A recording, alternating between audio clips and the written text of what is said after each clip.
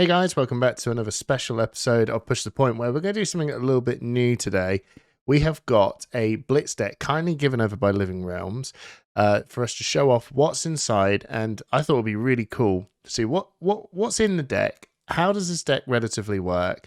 And after we've gone through it all, to sort of look through what sort of cards you can use to include to improve on this deck going forward for Skirmish season coming up, or if you're brand new to Flesh and Blood, what's in this deck box and how to play it. So let's crack this open. So we're going to start off with Riptide. I do have Azalea as well, and Simon and Trip from Push the Point also have the other heroes. I think Trip has got he's got Benji and Arachne. Yeah, he's got Benji and Arachne, and Simon has got Azuri and Katsu. So let's crack this open. You get this nice little box. Let's crack this open. So we have Riptide. We've got his barbed castaway bow. That's really good. We've got his quiver, which is a driftwood quiver. And what equipment we've got? The mask of malicious. All right. Okay. That's pretty good. Threadbare tunic. Yeah. Good choice. Toxic tips. Cool. Oh, and an iron rot legs from Welcome to Wraith. So that's really cool. Let's pick that up there. Right, so we've got traps. We've got 2 blood rot traps. Yeah, 2 frailty traps. That's good. We'll put these here. So 2 blood rot traps, 2 frailty traps, 2 inertia traps. Oh man, we're cooking on gas now. 2 boulder traps, 2 pendulum traps, and the 2 tar pit traps. Okay, cool. So we've got all the traps good to go from this start deck. So if you're picking up boxes and you're thinking, where can I pick up these traps? Dude, the starter decks just really set you off with the traps good and proper. So let's move it tied out the way. And let's go through all the other arrows here. So we've got Falcon Wing, good solid choice. 0 cost go again. I like that. Oh, we've got Hemorrhage Bore from the Dynasty set. But I could be wrong, but I think that's from the Dynasty set. I'm pretty sure it is. Aim counter, if it hits, the hero has to destroy an arsenal. So really good arsenal destroying card there. And this is solid. Right, so we've got Murkmire Grapple. Right, very cool. We've got 0 for 4. Get +1 if you've got an aim counter. And can't be prevented. Very handy. Oh, Salvage Shot. Nice choice there. If it hits, gets to go put it on the bottom of the deck. It's a really good arrow for making sure that your deck density. That's it. We get there. Deck density's keeping going.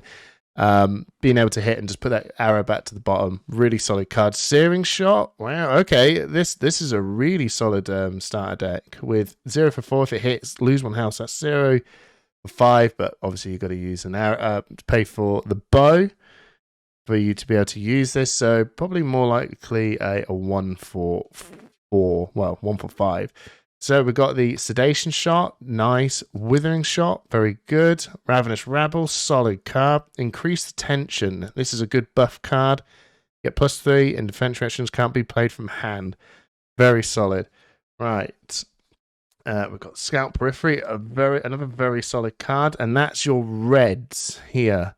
I'd have to say this is a really, really good set of red cards. The Blood Rot Shot or the Infection Shot, which is the one that if it hits and you get a Blood Rot Pox token. But that's probably that's a very, very solid arrow. So if you're looking at, immediately I'm thinking, if you're looking at trying to work out how to upgrade some stuff, I mean, that arrow is crazy good. So Falcon Wing Yellow, I like that a lot. I think getting plenty of go again in this deck is really key. Oh, here we go. We've got the Infection Shot, but it's in yellow. That's good. That's fine. Good, solid bloody yellow cards. I'm going to put this. Hey, what? We're actually getting a little bit built up here. So I'm going to put the Infection Shot there. Murkmire Grapple, yeah, in yellow. Just there. That's pretty good. Scout the Periphery in yellow. Right. And then you got your hero card here. It tells you how to play. It tells you the difficulty as well. And you got your tokens. Very, very cool. This is what a starter deck for Riptide will look like. I know it seems like I'm just dumped a hell of a lot of cards everywhere, which I have. But this here, we've got your traps. Let's move things around. Traps, traps, traps, traps, traps, traps, traps. I think that's the theme tune for Riptide in general. Honestly, a really, really, really good solid deck. I highly. This is actually really impressive because normally I see a lot of the older starter deck tech stuff. They're from Monarch and Tales of Aria. The hero starter decks, they're usually generally pretty solid, but for this, I mean, I generally would quite like to use all these cards. They're all very, very handy and very key for Riptide's ability to just play the game. So I think this is a really, really good solid deck to work on. Now, what I'm going to do is I'm just going to clear these up. A couple of upgrades. Now, if you're ready for this is like really good blitz ready. I'd say really, really good blitz ready deck. If I'm looking to upgrade anything, I would have a play around with the traps, right? Seeing which ones you think are going to work, depending on what your armory is, in your local store. Having a little idea about who you're hunting down as Riptide, right? Because I think that's the trick of what Riptide needs to do is know who his targets are. So having all of these tools available is really, really handy. But you may find that some of them might not be key for the type of the type of field that you're going into.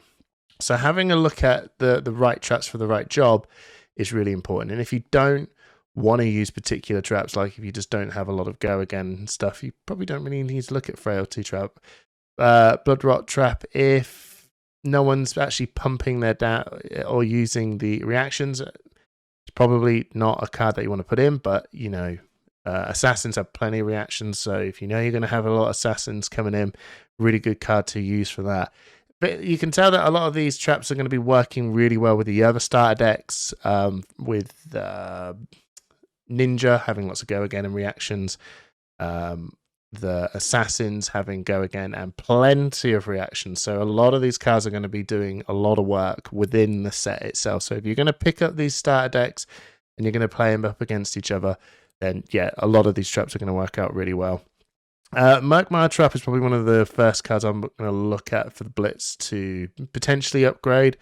I could look at upgrading this Murkmire red to maybe, like I said, the Infecting Shot red, which is this one here. Infecting Shot red is 1 for 5. I think that's a really solid pick to sort of upgrade with that.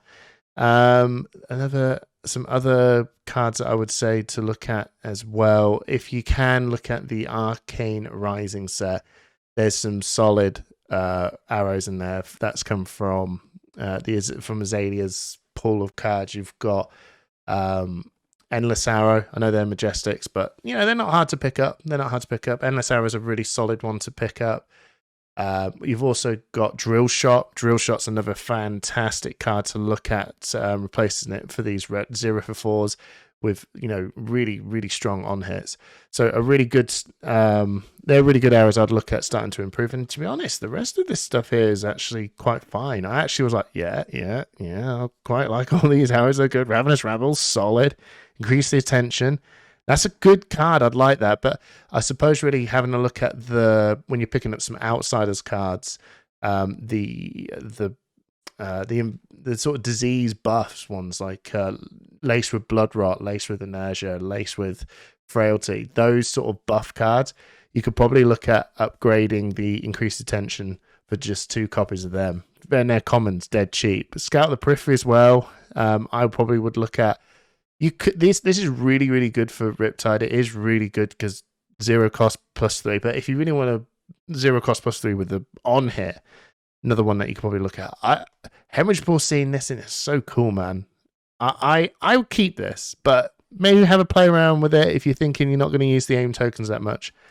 Have a think about maybe another one, but at the same time keep it. It's solid card. Falcon Wing, I really like this card. And if you want to have a play around and see if you want to have more go again arrows, again, Arcane Rising's got you covered. And yeah, the equipment, really good, really solid stuff. Mask of Malicious Manifestations, yeah, just pitch 1 and being able to find that arrow that you need, really solid. Ironrock Legs, good block.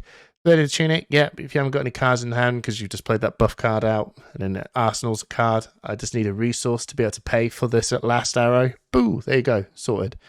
And then Toxic Tips, you just want to get that little nice on hit on a card, sorts you out. This is awesome. You can get this from Living Realms. They've got all the starter sets here. I know some of them sold out, but they're going to be quickly restocking them. And then we've got the Outsiders booster box as well. This is just a quick video. Thank you so much, Living Realms, for passing this out. Really, really cool starter deck. Go pick one up now. Thanks, guys.